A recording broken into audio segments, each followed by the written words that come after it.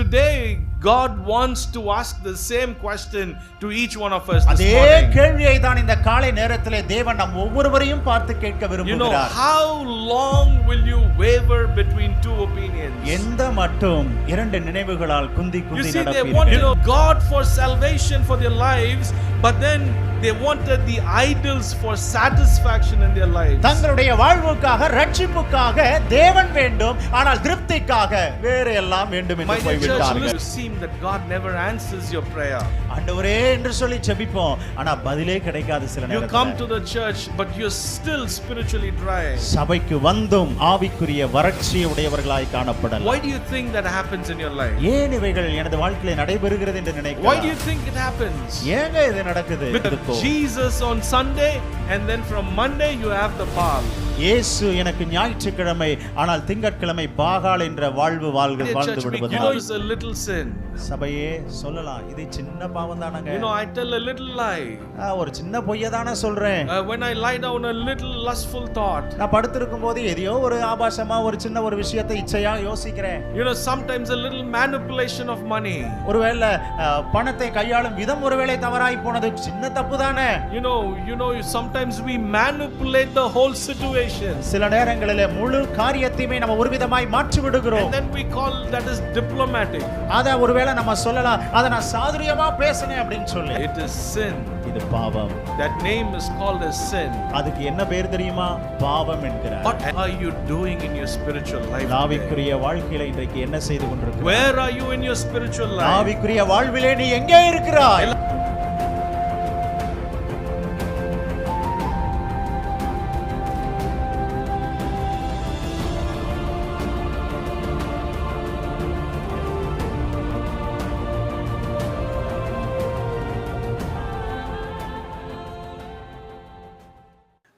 This morning I would like to take from the book of 1 Kings chapter 18.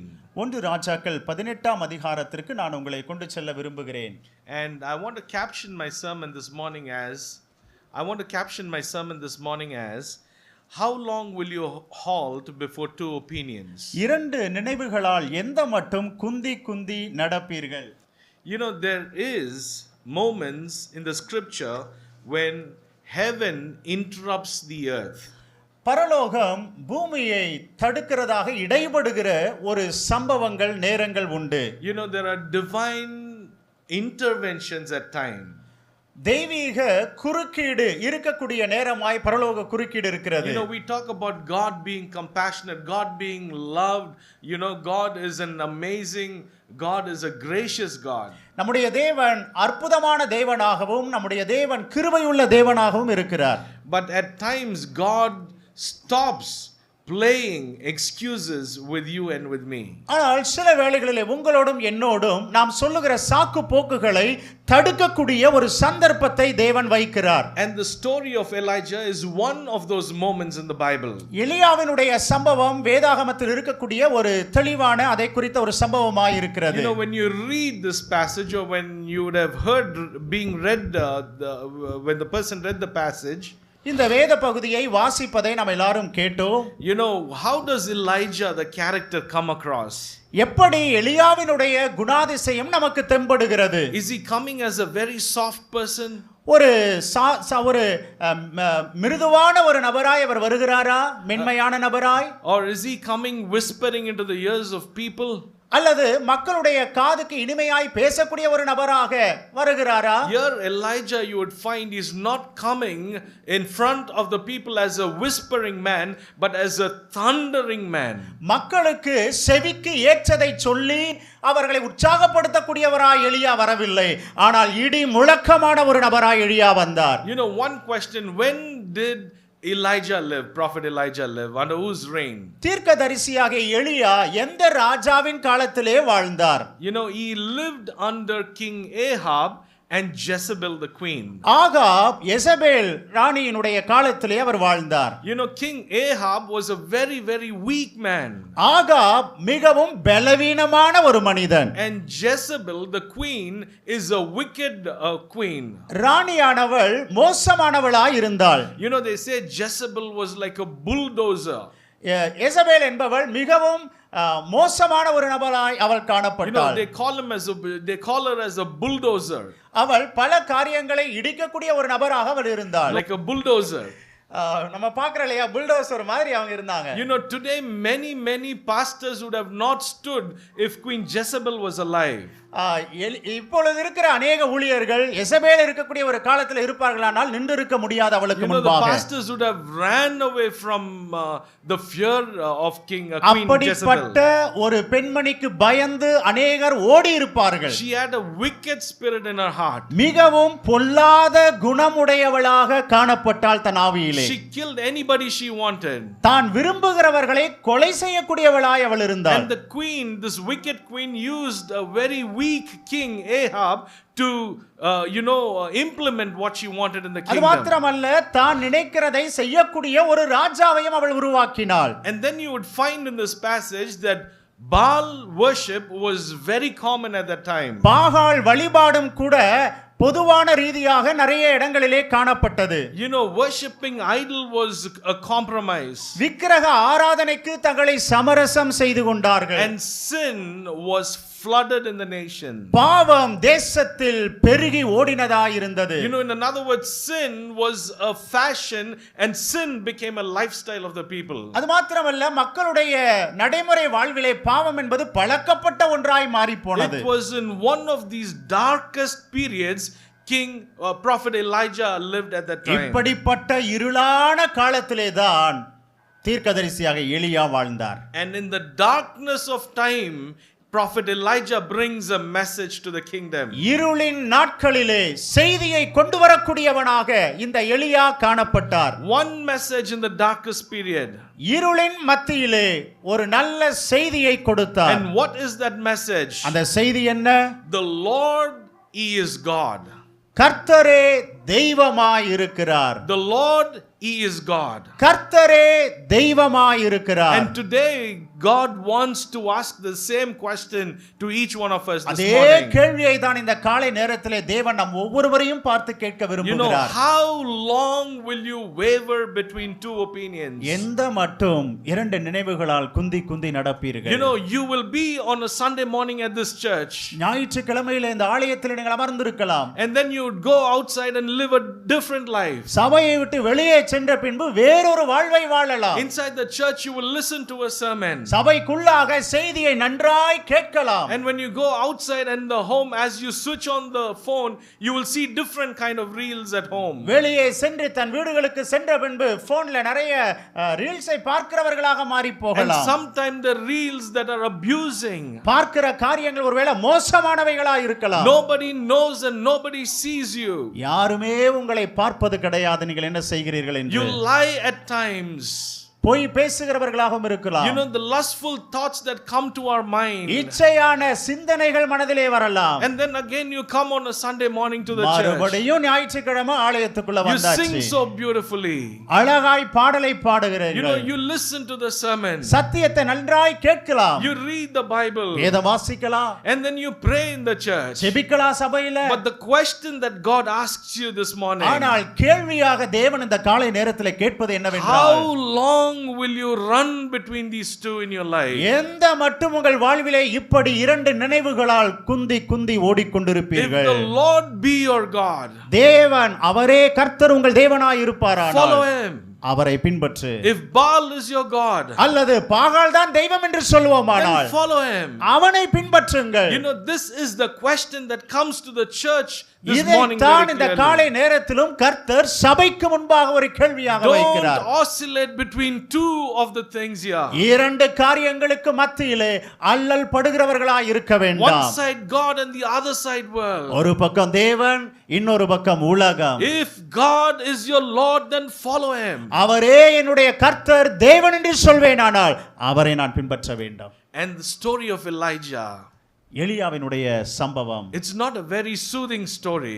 இது ஒருவேளை மெதுவான ஒரு கதை என்று சொல்ல முடியாது. It's a confronting story where you and I can learn some lessons. அதிலிருந்து நாம் கற்றுக்கொள்ளக்கூடிய சம்பவங்களை பாடங்களை உடைய ஒரு பாடமாய் இருக்கிறது. And I pray that even as we finish this sermon this morning, இந்த காலை நேரத்தில் இந்த செய்தியை நம்ம முடிக்கும்போது that God will speak with us. கர்த்தர் நம்மோடு பேசுவாராக. And that we will be convicted in our hearts. நாமும் நம்முடைய இருதயத்திலே உணர்த்தப்பட்டவர்களாய் And இருக்கட்டும். then we'll truly say, உண்மையாகவே the Lord is God and I will follow my கர்த்தரே God. தேவன், அவரையே பின்பற்றுவேன் என்று நம்ம சொல்ல Let's வேண்டும். look into the text. வேத பகுதியை பார்க்கலாம். You know, in 1 Kings chapter 17 and verse 1, 1 ராஜாக்கள் 17ஆம் அதிகாரம் 1வது வசனம், it says, Elijah declares, there shall not be dew nor rain these years, but according to my word.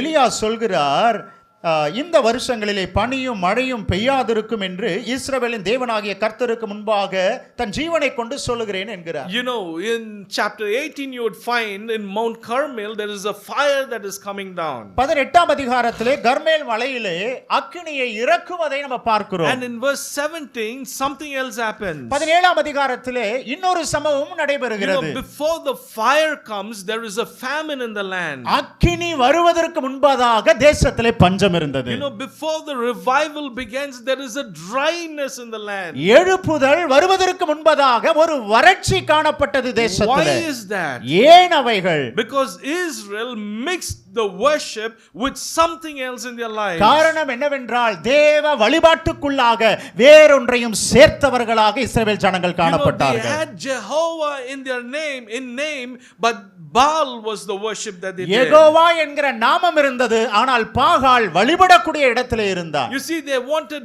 God for salvation for their lives, but then they wanted the idols for satisfaction in their lives. தங்களுடைய வாழ்வுக்காக ரட்சிப்புக்காக தேவன் வேண்டும், ஆனால் திருப்திக்காக வேற எல்லாம் வேண்டும் என்று போய்விட்டார்கள். Listen to me carefully this morning. பிரியமான சபையே, நன்றாய் கேளுங்கள் காலை வேளையிலே. You are called a child of God. நீங்கள் தேவ பிள்ளைகளாய் அழைக்கப்பட்டிருப்பீர்களானால், and you live a double life inside and outside. உள்ளேயும் வெளியும் ரெண்டு விதமான பகட்டு வாழ்வை வாழ்கிறவர்களாய் இருப்போமானால், God will bring a famine into your personal life. தேவன் நம்முடைய தனிப்பட்ட வாழ்க்கையிலே பஞ்சத்தை கொண்டு வரக்கூடும். He will bring a dryness in your spiritual life. வறட்சியை ஆவிக்குரிய வாழ்விலே கர்த்தர் அனுப்புவார். You know why they love the Baal god? ஏன் பாகாலை அவர்கள் நேசித்தார்கள் தெரியுமா? In those days Baal was supposed to control rain and the harvest of the crops. மழை, அறுவடை இதையெல்லாம் கட்டுப்படுத்தக்கூடிய ஒரு தெய்வமாக அவர்கள் பாகாலை வைத்திருந்தார்கள் மற்ற மக்கள். So the people of Israel were giving too much of importance to the Baal god, so God shut the sky completely. அதனால்தான் அந்த பாகாலுக்கு தேவ ஜனங்களும் முக்கியத்துவம் கொடுத்தார்கள், மழை வர வேண்டும், ஆசீர்வாதமாய் இருக்க வேண்டும் என்று. ஆனால் கர்த்தர் என்ன செய்தார்? பஞ்சத்தை அனுப்பினார். You know, sometimes in your life and my life dryness comes. சில வேளைகளில் நம்முடைய வாழ்க்கையில, உங்க வாழ்க்கையில, ஏன் வாழ்க்கையில ஒரு வறட்சி வரலாம். And then you go and tell God, you know, Lord, it's the devil that is doing this to me, Lord. சொல்லுவோம் ஆண்டவர்ட்ட போய், ஆண்டவரே பிசாசு என் வாழ்க்கையில வறட்சியை கொண்டு வரான். And many Christians would say, get behind me, you Satan. பல கிறிஸ்தவர்கள் சொல்வாங்க, அப்பால போ சாத்தானேன்னு சொல்லி. But God would look at you and tell another thing. ஆனா தேவன் உங்களை பார்த்து வேறு காரியத்தை சொல்லுவார். My son, my daughter, it is not the devil, it is I who is creating. என் மகனே, என் மகளே, இது சாத்தான் அல்ல, இந்த காரியங்கள் உன்னால். It's not the devil who is bringing the dryness in your life, it is me bringing dryness so that your life will be disciplined. வறட்சியை பிசாசு கொண்டு வரவில்லை, நான் தான் அனுப்பினேன் என்று ஆண்டவர் சொல்லுவார். You know, sometimes you pray, you know, you seem that God never answers your prayer. ஆண்டவரே என்று சொல்லி ஜெபிப்போம், ஆனா பதிலே கிடைக்காது சில You நேரத்துல. come to the church but you're still spiritually dry. சபைக்கு வந்தும் ஆவிக்குரிய வறட்சி உடையவர்களாய் காணப்படலாம். Why do you think that happens in your life? ஏன் இவைகள் எனது வாழ்க்கையிலே நடைபெறுகிறது என்று நினைக்கலாம்? Why do you think it happens? ஏங்க இது நடக்குது? Because there is a divided loyalty, you know, that you have for God. ஆக நீதியை பிரித்தவர்களாக நாம் தேவனுக்கு முன்பாக காணப்படுகிறோம். As I told you earlier, half life for God and half life for the world. நான் சொன்ன மாதிரி பாதி வாழ்க்கை ஆண்டவருக்கு, பாதி வாழ்க்கை வேற You have எதுக்கோ. Jesus on Sunday and then from Monday you have the Baal.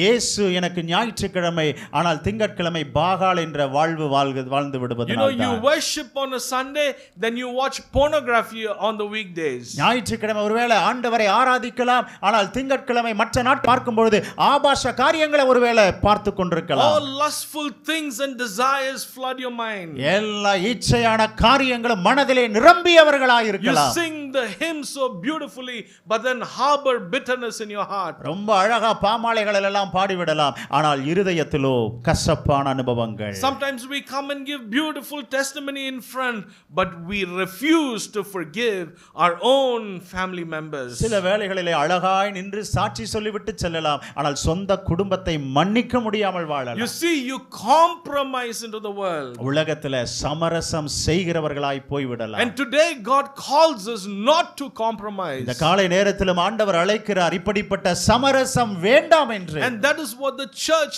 need to teach every சபை believer. இதுதான் அவசியமுள்ள ஒரு போதனையாக இருக்கிறது நம்ம Because ஒவ்வொருவருக்கும். compromise brings a spiritual dryness. அப்படி ஒரு சமரசம் வருமானால் ஆவிக்குரிய வறட்சி ஏற்படும். Let me tell you a story. ஒரு கதையை நான் சொல்கிறேன். There was a farmer who lived near a dam.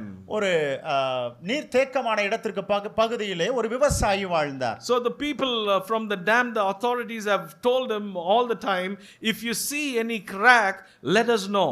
ஆக அந்த நீர்த்தேக்கத்திற்கு அருகில் இருந்தவர்களுக்கு ஒரு அறிவிப்பை கொடுத்திருந்தார்கள், ஒருவேளை விரிசலை பார்ப்பீர்களானால் நீங்கள் எங்களுக்கு சொல்ல வேண்டும் என்று. So the man used to check that every single day if there is a crack in the dam. ஒவ்வொரு நாளும் அந்த நீர்த்தேக்கத்தை போய் பார்ப்பாராம், அங்கே விரிசல் இருக்கிறதா என்று. So there was no crack in the walls of the dam. அப்படி பார்க்கும்போது அந்த டேம்ல எந்த ஒரு விரிசலும் இல்லை. But one day he saw a little water trickling down that wall. ஆனால் ஒரு நாள் பார்க்கும் பொழுது சொட்டு சொட்டாய் நீர் அங்கிருந்து தண்ணீர் வந்து கொண்டிருந்தது. And this man thought, it's only a few drops of water running down. அந்த மனுஷன் நினைச்சாராம், ஏதோ ஒரு கொஞ்சம் தான தண்ணி வருது, அதனால ஒண்ணும் பிரச்சனை இல்ல. Nothing is going to happen. ஒன்றும் நடக்க போவதில்லை. The wall is so massive, so large, nothing is going to happen. இந்த சுவர் ரொம்ப அகலமா இருக்கிறது, பெரிதா இருக்கிறது, இது ஒன்றும் செய்யாது என்று நினைத்தார். 1 week went by. ஒரு வாரம் சென்றது. Then 2 months went by. 2 மாதங்கள் சென்றது. 6 months went by. 6 மாதங்கள் போனது. Suddenly he one day came to his field. திடீரென்று ஒரு நாள் தன்னுடைய வயலுக்கு அவர் வந்தாராம். The entire structure collapsed and flooded the place. அங்க இருந்த முழு கட்டமைப்புமே ஒன்றுமில்லாமல் இடிந்து விழுந்ததாக இருந்தது. You see the little crack he dismissed and ignored. ஒரு சிறிய ஒரு துவாரம் தான் ஒரு பெரிய விளைவை ஏற்படுத்தியது. He compromised and he was responsible for the flooding of the entire land. அத சரி செய்ய விடாமல் அவன் இப்படி செய்ததனால், சமரசம் செய்து கொண்டதனால அந்த முழு விளைவுக்கும் அவனே காரணமாய் மாறிவிட்டான். My dear church, we call this a little sin. சபையே சொல்லலாம், இது சின்ன பாவம் தானங்க. I tell a little lie.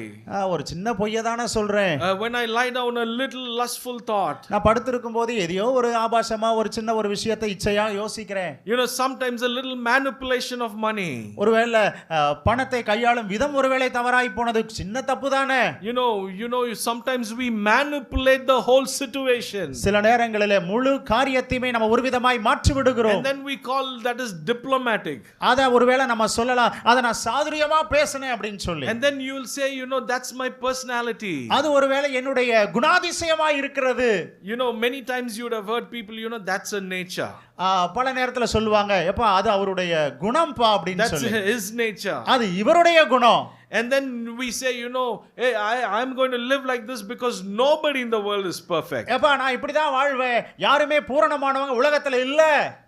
And God tells us this morning very clearly. தேவன் இந்த காலை நேரத்துல நம்ம இடத்துல தெளிவாய் பேசுகிறார். It's not your nature, it's not your personality. அப்பா உன்னுடைய குணம் இல்ல, உன்னுடைய சாதுரியம் கிடையாது. It is sin.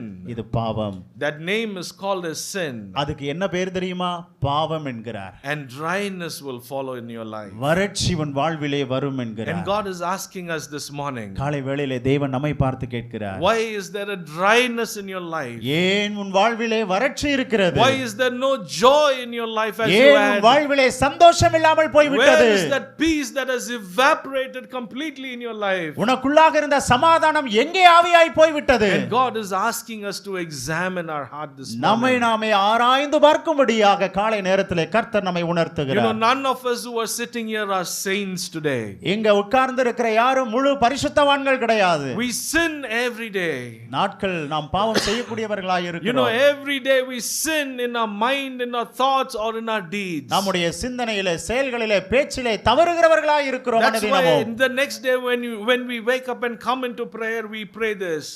அடுத்த நாள்ல நம்ம எழுந்து வரும்போது ஜெபிக்கும் போது நம்ம இத சொல்றோம். Father, forgive me, Lord. பிதாவே, என்னை மன்னியுங்க. Somewhere I have sinned in my mind, Lord. எங்கேயோ என் வாழ்க்கையில மனதில நான் தவறி விட்டேன். You know, everybody we sin day after day. ஒவ்வொரு நாளுமே தவறுகிறவர்களாகவே மனிதர்களாகி நம்ம வாழ்கிறோம். And we lose the joy and the peace of salvation in our heart. ரட்சிப்பின் சந்தோஷத்தையும் சமாதானத்தையும் இழந்து போகிறோம். And today, where have you lost those?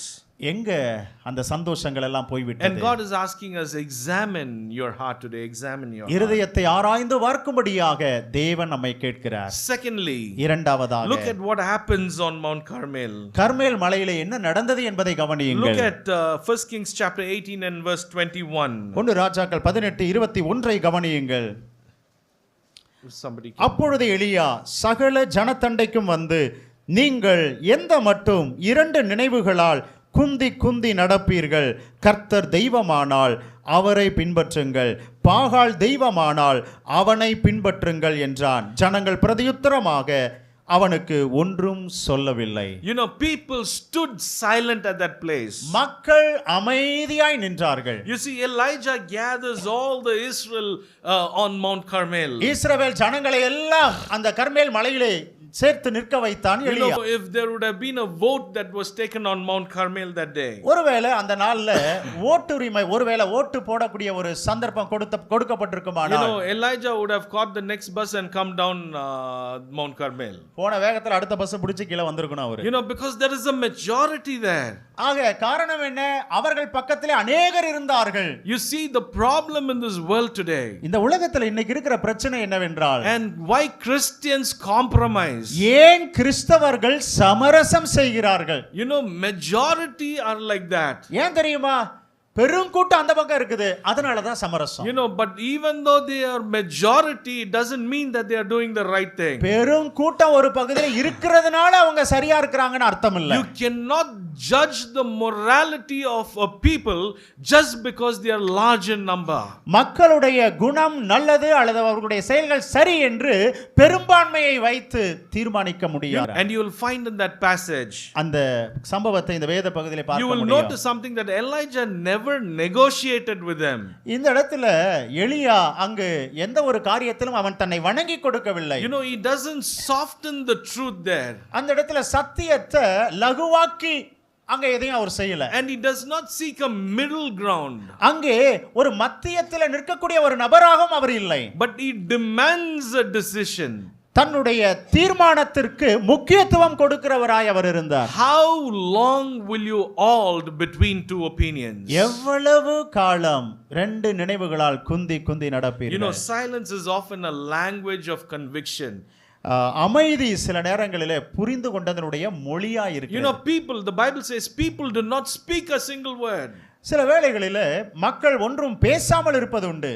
Maybe all of us are silent this morning. இந்த காலை நேரத்துல எல்லாரும் ஒருவேளை அமைதியா இருக்கலாம் நினைக்கிறேன். I don't know whether I'm telling is right or whether I'm telling is wrong. சரியா தான் சொல்றேனா இல்ல தப்பா சொல்றேனா? You know, people are quiet sometimes. சில வேளைகளிலே மக்கள் அமைதியா இருக்கிறார்கள். You know, and then they built an altar at that place. அந்த இடத்துல பலிபீடத்தை கட்டுகிறவர்களாய் மாறுகிறார்கள். And then we read in the passage, you know, they built an altar, the Baal prophets, and they cut the bull and, you know, start dancing and calling on the name of God. வேத பகுதியை நம்ம பார்த்தோம். அந்த இடத்துல ஒரு பலிபீடத்தை கட்டி காளைகளை வெட்டி அங்க நடனத்தை பண்ணினார்கள். But there was no absolute answer from their God. ஆனால் அவர்கள் தேவனிடத்திலிருந்து பதில் ஒன்றும் வரவில்லை. You know, they demanded more and more of shouting and dancing, but nothing happened in that altar. இன்னும் கத்தி கூப்பிட்டார்கள், ஆனால் பதில் வரவில்லை. It can be anything. Even the lustful thoughts in your mind could be your God. ஒருவேளை நம்முடைய சிந்தனை தவறான இச்சையான காரியங்கள் ஒருவேளை நம்முடைய கடவுளாக மாறிவிட முடியும். You know, you feed that more and more, it will demand more of yours. மீண்டுமாக அதற்கு போஷாக்கை கொடுக்கும் பொழுது அது வேண்டும் என்று கேட்கிறதா இருக்கும். You know, it requires a sacrifice, but it will never bring a satisfaction to your life. எதையோ ஒன்றை தியாகம் செய்ய வேண்டும், அப்பொழுதுதான் அவைகள் அனுபவிக்க முடியும். ஆனால் முழு திருப்தியை அவைகள் நமக்கு But கொடாது. there was no answer to the Baal prophets that morning, that day. பாகால் தீர்க்கதரிசிகளுக்கு அங்கிருந்து பதில் அந்த நாள்ல வரவில்லை. Then you will find that Elijah steps forward. இப்பொழுது எலியா அந்த இடத்திலே தன் நடையை போடுகிறார். What is the first thing he does? அவர் செய்த முதல் காரியம் என்ன? He repairs the altar for the Lord that was broken down. அங்கே இடிந்து போன அந்த பலிபீடங்களை தன் தேவனுக்காக அந்த இடத்திலே கட்டுகிறவனாய் இருக்கிறார். What did he do first? என்ன செய்தோம் முதலாவது? He repaired the altar of the Lord that was broken down. இடிந்து போன பலிபீடங்களை கர்த்தருக்காக கட்டுகிறவனாய் காணப்பட்டார். My dear church, if you want a revival in your heart, என் அன்பு சபையே, நம் இருதயத்திலே ஒருவேளை எழுப்புதல் வர வேண்டும் என்று நினைப்போமானால், you need to repair your heart first with the Lord. இருதயத்தை முதலாவது சரி செய்யணும். You know, that is where the revival really begins. அங்கேதான் உண்மையான எழுப்புதல் என்பது உருவாகிறது. It's not a convention in the church that brings a revival many சபையில times. போடுற ஒரு கன்வென்ஷன் கூட்ட மக்களுக்கு எழுப்புதலை கொண்டு வராது. You know, revival doesn't bring with the beautiful music that we play in the church. சபைகளிலே போடுகிற நல்ல இசைகள் மனிதனுடைய வாழ்க்கையில எழுப்புதலை கொண்டு வராது. You know, revival doesn't come about when there is an emotional message that is involved, we are involved in. உணர்ச்சி ரீதியான பிரசங்கங்கள் வருவதினாலும் எழுப்புதல் வராது. A revival will happen is only when your heart that is broken is repaired and that you have a right relationship with இருதயம் God. உடைக்கப்பட்டு உருவாக்கப்படும் பொழுதுதான் எழுப்புதல் வரும். How is your personal life today and your walk with God? காலை நேரத்தில் உங்க தனிப்பட்ட வாழ்வு எப்படி இருக்கிறது? தேவனோடு நாம் எப்படி இருக்கிறோம்? Or is there that needs a repair at the altar of your heart? நம்முடைய இருதயமாகிய இந்த காரியத்தை பலிபீடத்தை சரி செய்ய வேண்டிய நிலையில நாம் அமர்ந்திருக்கிறோமா? You know, then Elijah pours water over that sacrifice. அந்த பலி பொருளுக்கு மேலாக தண்ணீரை அவன் ஊற்றுகிறான். You know, totally water, like it goes and fills the trench. முழுவதுமாக அது நிறைந்து போனது. Can you pour water and light a fire? தண்ணீரை ஊற்றி பத்த வைக்க முடியுமா? You can pour kerosene and light a fire. சீவனை ஊத்தி வேணா பத்த வைக்கலாம். Here the Bible says he poured water, 12 barrels of water. ஆனா இங்கு தண்ணீரை ஊற்றி அதன் பிறகு பற்ற வைக்கக்கூடிய காரியத்தை அவன் செய்கிறான். Humanly it is impossible for a fire to be lit at that place. மனுஷீக ரீதியாய் யோசிப்போமானால் பற்றுவதற்கு வாய்ப்பே இல்லை. Because Elijah wanted to know the source of that fire. ஏன் தெரியுமா? அக்கினியினுடைய ஊற்று யார் என்பதை அவன் காண்பிக்க He விரும்பினான். wanted to prove that it was only God who brought the fire at that place. தேவனே இந்த இடத்திலே அக்கினியை கொண்டு வந்தார் என்பதை ஜனத்திற்கு அறிவிக்கும்படியாய் அதை செய்தார். Then he prayed a simple prayer. சாதாரண ஒரு ஜெபத்தை அவர் And the செய்கிறார். Bible says the fire fell from the Lord. வேதம் சொல்லுகிறது தேவனிடத்திலிருந்து அக்கினி அனுப்பப்பட்டது. It consumed the water, it consumed the sacrifice, it consumed the stone, dust and everything that was there. அது தண்ணீரை பட்சித்து போட்டது, பலி பொருளை பட்சித்தது, அங்கிருந்த எல்லாவற்றையுமே அது பட்சித்து போட்டது. And then the Bible says so beautifully. மீண்டுமாய் வேதம் அழகாய் சொல்லுகிறது. And the people fell on their face and said, "The Lord, He is God, the Lord, He is God." அவர்கள் முகம் குப்புற விழுந்து கர்த்தரே தேவன், கர்த்தரே தேவன் என்று You see, சொன்னார்கள். at this place they did not whisper.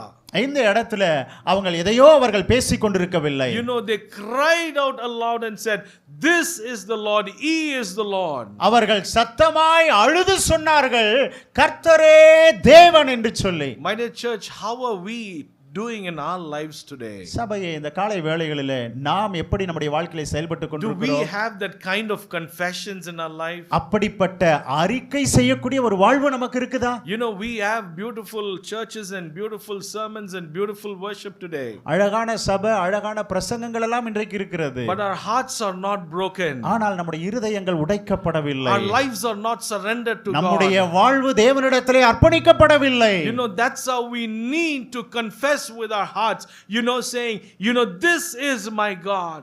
ஆக நாம் இருதயத்திலே அறிக்கை செய்கிறவர்களாய் இருக்க வேண்டும், இவரே என் தேவன் என்று சொல்லி. You know, we need to repair the altar of our hearts. நம்முடைய இருதயமாகிய பலிபீடத்தை நாம் சரி செய்கிறவர்களாய் இருக்க வேண்டும். It's only when you repair the altar of your heart, you know, a revival will break in our இருதய lives. பலிபீடத்தை சரி செய்தால் மட்டுமே எழுப்புதல் வரும். Lastly and quickly, let me close. கடைசியாக வேகமாக சொல்லி முடிக்கிறேன். Inside the cave there was a deception. குகைக்குள்ளாக ஏமாற்றங்கள் அடைவதற்கான வாய்ப்புகள் உண்டு. You know, look at 1 Kings chapter 19. 1 ராஜாக்கள் 18:9 வசனத்தை பாருங்கள். You know, there was a famine in chapter 17. 17வது அதிகாரத்திலே பஞ்சம் இருக்கிறது. In chapter 18 you found that, you know, prophet Elijah has a victory in Mount Carmel. 18வது அதிகாரத்திலே பார்க்கிறோம், கர்மேல் மலையிலே ஒரு பெரிய வெற்றியை அவர் பெறுகிறார். You know, he would have shouted on Mount Carmel. கர்மேல் மலையிலே உரத்த சத்தமாய் அவர் சொல்லி இருப்பார். You know, he would have said, you know, hey, I have won the victory on Mount Carmel. இந்த கர்மேல் மலையிலே நான் வெற்றி பெற்றேன் என்று அவர் உரக்க சத்தமாய் சொல்லி இருக்கலாம். எலியா, but God would have looked at him and told, ஆண்டவர் தேவன் எலியாவை பார்த்து சொல்லி இருப்பார், அப்படி சொல்லி இருந்தா, you know, you are not victorious. நீ வெற்றி பெறவில்லை. You know, it's not that you know, Ahab lost the you know, that challenge there on Mount Carmel. Ahab சொன்னதை இந்த கர்மேல் மலையிலே அவர் செய்ய முடியாமல் போய்விட்டார் என்பது அல்ல. You know, king prophet Elijah would have said, I am the king of the mountain. ஒருவேளை Ahab சொல்லி இருக்கலாம், இந்த மலைக்கே ராஜா நான் தான் அப்படினு. But God would have said, both of you are not the king, I am the king of Mount Carmel. ரெண்டு பேரும் இப்படி சொல்லி இருந்தாலும் தேவன் அவர்களை பார்த்து சொல்லி இருப்பார், நானே ராஜாவாய் இருக்கிறேன் என்று You know, சொல்லி. and then after a tremendous victory you would find in chapter 19. ஒரு மிகப்பெரிய ஒரு வெற்றிக்கு பின்பதாகத்தான் 19ஆம் அதிகாரத்தை நம்ம பார்க்கிறோம். After the famine, பஞ்சத்திற்கு பிறகு, after the fire, அக்கினிக்கு பிறகு, after the victory, வெற்றிக்கு பிறகு, in chapter 19 you would find Elijah is running away because of fear of Jezebel. 19ஆம் அதிகாரத்திலே பார்க்கிறோம், இப்பொழுது எசபேலுக்கு பயந்தவனாக அவன் ஓடுகிறான். Isn't that shocking? இது நம்மளை ஆச்சரியப்படுத்தலையா? A man who faced 450 prophets all alone now is afraid for that one woman called Jezebel. 420 பாகால் தீர்க்கதரிசிகளை எதிர்த்து நின்ற ஒரு மனிதன் இப்பொழுது ஒரு ஒற்றை பெண்ணுக்கு பயந்து ஓடுகிறான். Now he hides in a cave in Mount Horeb and says, Lord, enough, Lord, it's enough, take my life away, Lord. Horeb மலையினுடைய ஒரு குகையிலே ஒளிந்து என் ஜீவனை எடுத்துக்கொள்ளும் என்று கேட்கிறார். You see, even spiritual giants can collapse when fear replaces faith in their life. ஆவிக்குரிய ரீதியாக சில நேரங்களிலே வல்லவர்களாய் இருக்கிறவர்களும் கூட, உயர்ந்து நிற்கிறவர்களும் கூட சில நேரத்தில் நிலை குலைந்து போய்விடலாம். But notice what God does there. ஆனா தேவன் என்ன செய்கிறார் He does கவனியுங்க. not abandon Elijah. ஆனா இந்த இடத்துல தேவன் அவனை அப்படியே விட்டு விடவில்லை. He feeds him. அவனை அவர் போஷிக்கிறார். He strengthens him. அவனை பலப்படுத்துகிறார். And then he asks him a question. அதுக்கப்புறம் எலியாவை பார்த்து ஒரு கேள்வியை கேட்கிறார். Elijah, what are you doing here, Elijah? What are you doing here? எலியா, என்ன செய்து கொண்டிருக்கிறாய் இங்கு? You know, that's a question that God looks at us and asks us this morning. அதைத்தான் இந்த காலை நேரத்தில் உங்களையும் என்னையும் பார்த்து தேவன் கேட்கிறார், என்ன செய்து கொண்டிருக்கிறாய்? What are you doing in your spiritual life today? ஆவிக்குரிய வாழ்க்கையில இன்றைக்கு என்ன செய்து கொண்டிருக்கிறாய்? Where are you in your spiritual life? ஆவிக்குரிய வாழ்விலே நீ எங்கே இருக்கிறாய்? Elijah, you once burned with passion, Elijah. எலியா ஒரு மிகப்பெரிய ஒரு காரியங்களை செய்யக்கூடியவனாய் அக்கினி ஜுவாலையாய் இருந்தார். Now you look sitting here so cold in life. ஆனால் இப்பொழுதோ தன் வாழ்வில் குளிர்ந்து போனவனாய் காணப்படுகிறார். Elijah, once you served me so faithfully, Elijah. ஒரு நாளில் எனக்கு நீ உண்மையாய் சேவித்தாய். Now why are you so distant, Elijah? ஏன் இப்பொழுது என்னை விட்டு தூரமாய் இருக்கிறாய்? Elijah, you once wept over souls, Elijah. அநேக ஆத்துமாக்களுக்காக நீ கண்ணீர் விட்டு அழுதாயே எலியாவே. Elijah, why are you so indifferent today, Elijah? இப்பொழுது ஏன் நீ வித்தியாசமாய் இருக்கிறாய் என்று கர்த்தர் கேட்கிறார். And that's the same question that God wants to ask us. இதைத்தான் தேவன் நம்மையும் பார்த்து கேட்கிறார். You burned once with passion for Jesus. ஆண்டவருக்காக நீ ரொம்ப அக்கினியாய் பட்சித்து ஓடினாய் ஜீவித்தாயே, You served one so faithfully to God. உண்மையாய் கர்த்தருக்காக ஜீவித்தாயே, You were so walking so closely with me.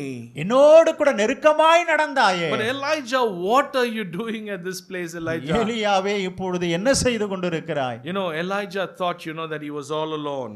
எலியா நினைச்சார் நம்ம தனிமையா இருக்கிறோம்னு சொல்லி. Lord, only myself, Lord. I alone am left, Lord. ஆண்டவரே, நான் மட்டும்தான் தனியா இப்பொழுது கைவிடப்பட்டிருக்கிறேன். Then God says, looking at him, அவனை பார்த்து ஆண்டவர் சொன்னாரு, Elijah, I have reserved 7,000 Elijah. எலியாவை பார்த்து சொல்கிறார், 7,000 அற்புதங்களை நான் உனக்கு முன்பாக நான் கொண்டு வந்து நிறுத்தி காண்பிக்கிறேன். And then the Bible says that God spoke with him. ஆண்டவர் அவனோடு பேசினார் என்று வேதம் சொல்கிறது. God did not speak with him in the wind. ஆண்டவர் அவனோடு கூட காற்றிலே அவர் பேசவில்லை. Not in the earthquake or in the fire. ஒருவேளை பூமி அதிர்ச்சியிலோ அக்கினியின் மூலமாகவோ பேசவில்லை. But God spoke with him in a still small voice. ஆனாலும் கர்த்தர் அவனோடு கூட மெல்லிய சத்தத்தோடு பேசினார். My dear church, I want you to listen carefully. சபையே, நன்றாய் கவனியுங்கள். When you are outside in the world, உலகத்திலே நீங்கள் வெளியில இருக்கும் பொழுது, God speaks with you at all times. எல்லா நேரத்திலும் தேவன் நம்மோடு பேசுகிறவராய் இருக்கிறார். God speaks with you in that still small voice. இன்னும் ஆண்டவர் மெல்லிய சத்தத்தோடு எங்கிருந்தாலும் பேசுகிறவராய் இருக்கிறார். And what இருக்கிறார். is he speaking all the time? என்ன நம்மோடு தேவன் பேசுகிறார் பேசும்போதெல்லாம்? Repent. மனம் திரும்பு. Return. திரும்பி வா. And repair the altar of your heart. இருதய பலிபீடத்தை சரிசெய் என்று பேசுகிறார். And that's what God will speak with you at all times. அதைத்தான் தேவன் நம்மிடத்திலே எப்பொழுதும் பேசுகிறவராய் இருக்கிறார். When God doesn't want you to go that side. ஆண்டவர் நம்மை அவரை விட்டு போவதற்கு அவர் இடம் கொடுப்பதில்லை. Jonah, don't go there, Jonah. ஆண்டவர் போக வேண்டாம் என்று யோனாவை பார்த்து சொன்னார். Go this side, Jonah. நீ போக வேண்டிய பக்கம் இந்த பக்கம். But when you do something in the world, when you go that side, உலகத்திலே நீ போய் பல காரியங்களை செய்யும் பொழுது, and God will whisper in your ears, காதுகளிலே கர்த்தர் பேசுகிறவராய் இருக்கிறார். Return to me this side. திரும்பி வா, இந்த பக்கம் வா. Repent, don't go there, don't do that. மனம் திரும்பு, அதை செய்யாதே. And that's the call today from God for each one of us. அதே அழைப்பை தான் இந்த காலை நேரத்திலே கர்த்தர் உங்கள் ஒவ்வொருவருக்கும் எனக்கும் கொடுக்கிறார். This is just not the story of Elijah. இது ஏதோ எலியாவினுடைய ஒரு கதை என்று நினைத்து விடாதீர்கள். This is the story of each one of us who are seated here. இங்கே அமர்ந்திருக்கிற நம் ஒவ்வொருவரின் வாழ்வும் இதுதான். Because we live in that kind of a generation where people worship Baal. ஏனால் இப்படிப்பட்ட பாகாலை வழிபடக்கூடிய ஒரு மக்கள் மத்தியிலே தான் நீங்களும் நானும் வாழ்கிறோம். That time they had a different god, but today we have the same bondage that we live in. அன்றைய காலகட்டங்களிலே இருந்ததும் இப்பொழுது இருக்கிறதும் ஒருவேளை பெயர்களில் மாற்றம் இருக்கலாம், ஆனால் அதே அடிமைத்தனத்தை தான் பார்த்துக் கொண்டிருக்கிறோம். Running after money, பணத்திற்கு பின்பாக ஓடுகிறது. Running after sex, பாலியலுக்கு பின்பாக ஓடுகிறது. Running after pornography, ஆபாச படங்களுக்கு பின்பாக ஓடுவது. There are so many comforts that we run behind. அநேக காரியங்களுக்கு பின்பாக ஓடக்கூடிய விஷயங்கள். We don't bow down immediately. ஒருவேளை உடனடியாக நம்ம ஒருவேளை தலைவணங்கி விடாமல் இருக்கலாம். Eventually we bow down to all of these. கொஞ்சம் கொஞ்சமா இவைகளுக்கெல்லாம் நம்மை விட்டு கொடுத்து விடலாம். And today God is asking us through his word. இன்றைக்கு தம்முடைய வார்த்தையின் மூலமாய் கர்த்தர் கேட்கிறார். How long? எவ்வளவு காலம்? How long will you play with that sin? எவ்வளவு காலம் இந்த பாவத்தோடு விளையாடிக் கொண்டிருப்பாய்? How long will you run away from me? எவ்வளவு காலம் என்னை விட்டு ஓடிக்கொண்டே இருப்பாய்? How long will you grieve the Holy Spirit? எவ்வளவு காலம் பரிசுத்த ஆவியானவரை துக்கப்படுத்திக் கொண்டே இருப்பாய்? We need to have a conviction in our heart. இருதயத்திலே ஒரு உணர்த்துதல் அவசியம். The Bible says in Acts chapter 2, அப்போஸ்தலர் 2 வேதம் சொல்லுகிறது, when the Spirit fell upon them, their hearts were pierced. They were pierced in their heart. அவர்கள் மேல் பரிசுத்த ஆவியானவர் இறங்கும் பொழுது அவர்கள் ஆவியிலே அவர்கள் குத்தப்பட்டவர்களாய் இருந்தார்கள். That's what the truth of the scriptures will do. அதுதான் சத்திய வேத வசனம் செய்கிற ஒரு செயலாய் இருக்கிறது. The word of God will pierce your pride. கர்த்தருடைய வார்த்தையானது நம்முடைய பெருமையை அது பீறிச் செல்லும். The word of God will expose your compromise that you do in the world. உலகத்தில் நாம் செய்கிற சமரசங்களை காண்பிக்க கூடியதாய் வேதம் இருக்கிறது. The word of God will cut the lies that you speak. கர்த்தருடைய வார்த்தையானது நாம் பேசும் பொய்களை அது துண்டித்து விடுகிறதாய் இருக்கும். It will cut down every single thing that's not pleasing God. கர்த்தருக்கு பிரியமில்லாத காரியங்கள் ஒவ்வொன்றிலும் இருந்து நம்மை பாதுகாக்கிறதாக கர்த்தருடைய வசனம் And இருக்கிறது. the Bible says when they were pierced at heart, what happened? தங்களுடைய இருதயத்திலே குத்தப்பட்டவர்களாய் அவர்கள் போனபோது என்ன The செய்தார்கள்? Bible says they cried. வேதம் சொல்லுகிறது அவர்கள் சத்தமிட்டு அழுதார்கள். And then they asked, men and brethren, what should we do? அவங்க கேட்டாங்க, மக்களை நாங்கள் என்ன செய்ய வேண்டும் என்று, சகோதரர்களே என்ன செய்ய வேண்டும்? Peter didn't say, feel better for yourselves. பேதுரு சொல்லல, நீங்க நல்லா வெச்சுக்கோங்க அப்படினு சொல்லல. He said, repent. மனம் திரும்புங்கள். That's the greatest message that can be ever preached behind the pulpits. அந்த பிரசங்கம் தான் பிரசங்க பீடத்திலே பேச வேண்டிய ஒரு பெரிய பிரசங்கம். அதை அநேகர் விட்டு விடுகிறார்கள். It's turning around from your sin. தங்களுடைய பாவத்திலிருந்து திரும்பி வர வேண்டும். It is choosing God over the world that we live in. உலகத்தில் வாழ்கிற வாழ்விலிருந்து தேவனை தெரிந்தெடுக்கும் வாழ்வு வேண்டும். Now imagine that scene on Mount Carmel. கர்மேல் மலையை சற்று சிந்தித்து பாருங்கள். There is fire blazing on that altar. அந்த பலிபீடத்தின் மேல் அனலானது அக்கினியாய் எரிந்து கொண்டிருந்தது. The smoke is rising on that Mount Carmel. புகை அந்த கர்மேல் மலையிலே எழும்பினது. People are trembling seeing that. மக்கள் அதை பார்த்து நடுங்கினார்கள். The dust that would have come, that would have covered the faces of people. அங்கிருந்த தூசு முழுவதுமாய் மக்கள் மீது பட்டதாய் இருந்திருக்கலாம். And when they saw that, what did the people cry? அவைகள் எல்லாம் பார்த்தவர்கள் அழுதது என்ன தெரியுமா? They said, the Lord, He is God. கர்த்தரே தெய்வம் என்று சொன்னார்கள். In your life and my life, உங்க வாழ்க்கையில என் வாழ்க்கையிலயும், this is where we must end our life. நம்முடைய வாழ்வை இப்படித்தான் முடிக்க வேண்டும். It's not by clapping and clapping and enjoying, but by being broken in spirit. கரம் தட்டி ஏதோ ஒரு குதூகலமாய் இருந்து விடுவதல்ல, இருதயத்தில் உடைக்கப்பட்டவர்களாய் சிந்திக்கிறவர்களாய் இருக்க வேண்டும். If God is God, follow Him. நம்முடைய தேவன் நம்மை பின்பற்ற அழைக்கிறார். The question today to each one of us, நம்ம எல்லாருக்கும் இருக்கிற ஒரு கேள்வி இந்த நாளில் இதுதான். we are all children of God who are seated here today. நீங்க அமர்ந்திருக்கிற எல்லாரும் தேவ பிள்ளைகளாய் இருக்கிறோம். We know that our God is a holy God. நம்முடைய தேவன் பரிசுத்தர் என்பதை அறிவோம். So what we need to do? என்ன செய்ய வேண்டும்? We need to stop playing with the world. உலகத்தோடு விளையாடுவதை நிறுத்த வேண்டும். We know that our God is a savior. நம்முடைய தேவன் இரட்சகர் என்பதை அறிவோம். Then what should we do? We should surrender our lives completely. அறிந்து என்ன செய்ய வேண்டும்? முழுமையாய் நம் வாழ்வை அவருக்கு ஒப்புக்கொடுக்க வேண்டும். We know that He is our Lord. What should we do? We should obey completely to Him. அவரே கர்த்தர் என்பதை அறிந்திருக்கிறோம். அந்த அறிவு என்ன செய்கிறது? அவருக்கு தன்னை அர்ப்பணிக்க கொண்டு போக வேண்டும். And I want to ask you this morning. உங்களை பார்த்து ஒரு கேள்வியை காலை நேரத்தில் கேட்கிறேன். You know yourself. உங்களை நீங்கள் அறிவீர்கள். And I know myself. என்னை நான் நன்கு அறிவேன். And God knows both of us. நம்ம எல்லாரையும் கர்த்தர் அறிவார்.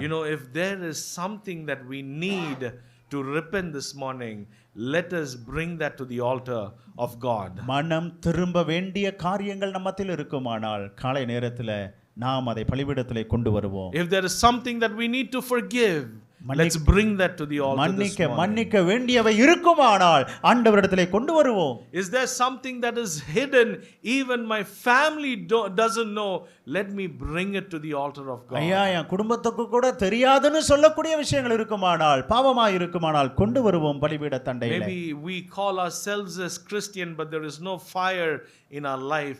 Let's bring it to the altar for a revival. கிறிஸ்தவர்கள் என்று சொல்லிக் கொண்டோம், ஒருவேளை அக்கினி மயமான ஒரு காரியம் இல்லை என்று சொன்னால் கொண்டு வருவோம் நம்மை தேவனுடைய சமூகத்திலே. Let's not live in the spiritual dryness.